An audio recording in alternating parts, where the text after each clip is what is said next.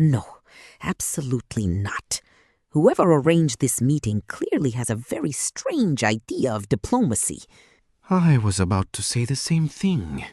I expected a diplomatic meeting, not a room in which Golda Meir is staring at me as if I personally invented the conflict. I have been alive long enough to recognize a dangerous meeting when I see one, and this is definitely a dangerous meeting. Then perhaps we should begin calmly. We are both here to discuss the conflict. Calmly? You are sitting across from me in a keffia. I am sitting across from you with a lifetime of arguments, and somebody has placed hummus between us. There is nothing calm about this room. At least they gave us food. That suggests the organizers still believe diplomacy is possible. You have 30 seconds. Tell me what you want. I want a homeland for my people. I want recognition, dignity, freedom, and a future in which Palestinians are not permanently treated as refugees or people without political rights. That took 20 seconds. Now I will tell you what I want. And what do you want? I want you to understand why my people believe this land is not an accident of 20th century politics. Abraham begat Isaac. Isaac begat Jacob. Jacob became Israel. King David, Solomon, the temple, exile, return, persecution, the Holocaust, the rebirth of Israel. And now, you. I understand the historical argument. But before we continue, I should mention one thing. We have very good hummus. You have just listened to 4,000 years of Jewish history and your response is hummus? Not merely hummus. Hummus with pine nuts, olive oil, paprika, and very good bread. If we are going to argue for several hours, I recommend eating first. This may be the strangest peace conference in history. Perhaps. But at least nobody has walked out yet. Give it time. Let us begin with the historical question. My people have an ancient connection to this land that goes far beyond the creation of the modern state of Israel. Jerusalem, the temple, the kings of Israel, the prophets, the prayers, the graves, these are not inventions created yesterday. And I am not denying that Jewish history is connected to the land. I am telling you that Palestinian history is connected to the same land. My people also had families, villages, farms, homes, religious sites, cemeteries, and olive trees that existed for generations. I understand that you have a history. What I refuse to accept is the idea that Jewish history somehow becomes irrelevant because another people also lived here. And I refuse to accept the opposite idea, that because Jewish history is ancient, Palestinian history becomes less important or less real. Then perhaps we have identified the problem. We are both trying to defend our people's history, as if recognizing the other person's history means surrendering our own. Exactly. You hear recognition of my people as a threat to Israel. My people hear recognition of Israel as surrendering our own story. That is a much more complicated problem than drawing a line on a map. Because the line is not only on the map, it is inside people's memories. Then let us discuss Jerusalem. I would make the argument this way. The word Palestine does not appear in the Quran, while the Quran refers to the children of Israel many times.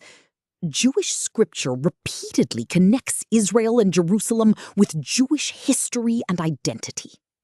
And I would answer that sacred history is not a property deed. The fact that one religious text emphasizes one people does not erase the later history of another people. But Jerusalem is not simply a place where Jews happen to live. Jewish prayer faces Jerusalem.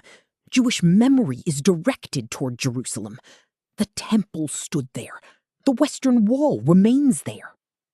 And Muslim history also places Jerusalem at the center of religious memory. Al-Aqsa and the Dome of the Rock are not decorations added to someone else's city. They are sacred places for Muslims. So you are saying the city belongs to both histories? I am saying the city has become impossible to separate from both peoples. And that is precisely why the argument becomes so emotional. A compromise over an ordinary piece of land is difficult. A compromise over Jerusalem feels to people like a compromise over identity itself.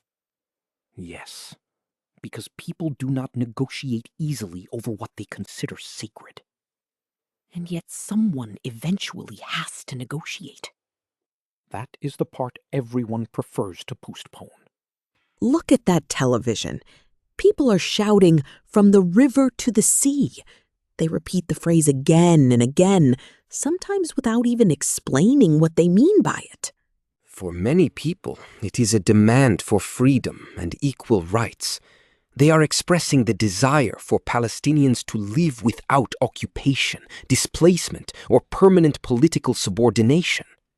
And for many Israelis, that same phrase sounds like something much darker. They hear the Jordan River on one side, the Mediterranean Sea on the other, and they ask a simple question. If the entire territory is supposed to be free of Israeli sovereignty, where exactly are Israelis supposed to go? You are assuming that everyone who uses the phrase means the destruction of Israel. I am saying that Israelis have a reason to be afraid of language that can be interpreted that way. A slogan may sound poetic to one person and existentially threatening to another. And Palestinians have a reason to be suspicious when Israelis hear every expression of Palestinian freedom as a threat. Then perhaps the slogan itself demonstrates the problem. One sentence, two completely different meanings.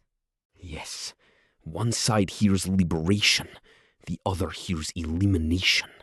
And both sides are convinced that the other side is pretending not to understand. That is how political language becomes dangerous. Eventually, people stop asking what the words mean and start assuming the worst possible meaning. And once people assume the worst, trust becomes almost impossible. You came from Europe, America, Russia, and other parts of the world, and you said, "This is ours." My question is simple. On what authority? On the authority of history. On the authority of Jewish connection to the land. On the authority of the Bible. On the international decisions that established the framework for Israel's creation. And most painfully, on the authority of survival. But survival does not automatically answer the question of another people's rights. No, but neither does another people's presence erase our right to survive. Then why did so many Palestinians experience the creation of Israel as catastrophe rather than liberation? Because the birth of one people's state can be experienced as the loss of another people's home. I understand that intellectually. What I cannot accept is the conclusion that Israel therefore should never have existed. And I cannot accept the conclusion that Palestinian suffering should simply be the price of Israeli independence. Then we have arrived at the central tragedy. Which is? Two peoples can describe the same historical moment as survival on one side and disaster on the other. Do you know what it means to send young people into battle when you know some of them will not come home? I was a mother. I had children. I had grandchildren. I knew what it meant to look at a young soldier and think about the family waiting for him. And do you know what it means for a Palestinian family to watch its children grow up, hearing that their homeland is somewhere they cannot freely return to? Do you know what it means for a refugee family to pass that memory from one generation to the next? You are asking me to understand your grief. Yes, and I am asking you to understand that grief does not disappear simply because someone else suffered too. I can understand that. What I cannot do is make Jewish survival conditional on Palestinian approval. And I cannot make Palestinian dignity conditional on Israeli fear. And perhaps both of us are trapped by the same word. Which word? Security. Explain. Israelis hear security and think survival. Palestinians hear security and sometimes experience restrictions imposed in its name. And Palestinians hear freedom and think dignity. Israelis hear some demands for freedom and wonder whether the next demand will be their destruction. That is the terrible symmetry. Each side's fear becomes the other side's justification. We offered compromises. We negotiated. We discussed land and peace. Again and again, Israeli leaders believed they were offering something important, and Palestinian leaders believed the offers were inadequate. Because an offer can look generous from the side making it and humiliating from the side receiving it. And a refusal can look principled to one side and suicidal to the other. Exactly. So what would have been enough? A solution in which Palestinians did not feel that their state was being offered as a collection of disconnected pieces, surrounded and controlled by someone else. And what would have been enough for Israelis? Security, recognition, the certainty that a Palestinian state would not become a launching ground for another war. So each side asks the other to provide the very thing it is least willing to trust. Yes. You want Israel to trust Palestine. And you want Palestine to trust Israel. That sounds simple when you say it in one sentence. It becomes less simple when you add 70 years of memory. We have been arguing for a long time. Perhaps you should try the hummus. You continue to believe hummus can solve an international conflict. I do not believe it can solve the conflict. I believe it can solve lunch, which is already a useful achievement. That may be the most realistic diplomatic proposal you have made today. You see, we already have one agreement. Do not exaggerate. We agree on lunch. Every peace process has to begin somewhere. Fine. Give me the bread. Well, it is annoyingly good. I was waiting for you to admit that. Do not become smug. Hummus has not solved Jerusalem. No, but it has prevented us from arguing for approximately 10 seconds. 10 seconds may be the longest ceasefire we have achieved today. Let me ask you one question without speeches. What do you actually want for your people? I want Palestinians to have a homeland in which they can live with dignity. I want children to grow up believing they have a future rather than inheriting a conflict. And I want Israeli children to grow up without learning the sound of an air raid siren. I want them to think about school, work, family, and ordinary life instead of wondering whether another war is coming. Then we want more of the same thing than our politicians usually admit. Perhaps. But wanting peace is easy. Making peace requires giving up things you believe you should never have to give up, and trusting people you have been taught not to trust, and convincing your own people that compromise is not betrayal. That may be harder than negotiating with the enemy. Usually it is. Look at them. Decades later, people are still shouting. They are still accusing one another. They are still counting the dead. And each side still believes the other side is the reason the conflict continues. History has a cruel sense of humor. It gives two peoples memories of the same land and then asks them to share it. Everyone wants to win the argument. And everyone believes losing the argument means losing everything. Perhaps the first step is admitting that the other side is not going to disappear. That is not peace. No, but it is reality. And reality is where negotiations have to begin.